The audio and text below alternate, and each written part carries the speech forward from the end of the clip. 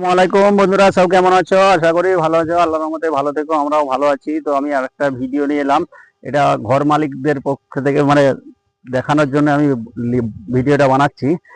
যারা ইলেকট্রিক মিস্ত্রি দিয়ে ইলেকট্রিক পাইপ ফেলায় তাদের সেই ঘর মালিকদের হচ্ছে এখন সব নিত্য নতুন ডিজাইন বের করার জন্য, সিলিং এর ডিজাইন করার জন্য পাইপ মিস্ত্রি, ইলেকট্রিক মিস্ত্রি দিয়ে পাইপগুলো ফেলা করাচ্ছে। কিন্তু এটা ভুল। কারণ হচ্ছে এই যে বাড়িটা দিয়েছে দেখুন, এই বাড়িটার মধ্যে 4খানা পাইপ এক কাছে ঢুকেছে। আপনার গোটা সিলিংটা যদি এরকম করে পাইপ ফেলা থাকে আর এবং এত যদি বাটি দেওয়া থাকে, তো ঢালাইটা তো কম হচ্ছে। এখানে এখানে থেকে 4খানা পাইপ বেরিয়েছে। তো এইখানে এই 4খানা পাইপ মানে এখানে ঢালাইটা কম হচ্ছে। এটা কংক্রিট ক্ষেত্রে ছাদের পক্ষে ক্ষতিকর।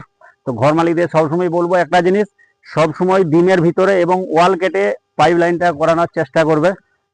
সিলিংয়ে যদি ডিজাইন করাতে হয়, অন্য কোনো ব্যবস্থা আছে এখন আলাদা ডাইস করানোর জন্য, করবে, কোনো অসুবিধা নেই। কিন্তু বাড়ি মালিকদের একটা কথা সবসময় বলবো, কখনোই এই ভুলটা কখনোই করবে না। একসঙ্গে অনেকগুলো বাটি দিয়ে একটা ছাদের পক্ষে এটা বিরাট ক্ষতিকারক।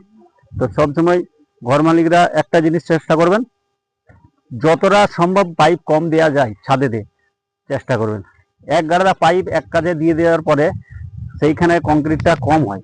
যেখানে আমি ছাদটা ঢালবো 5 ইঞ্চি, সেখানে যদি আমার 2 ইঞ্চি মরে যায় কি 3 ইঞ্চি মরে যায়, তাহলে সেখানে ক্ষেত্রে জল সব হওয়ার সম্ভাবনা বেশি থাকে।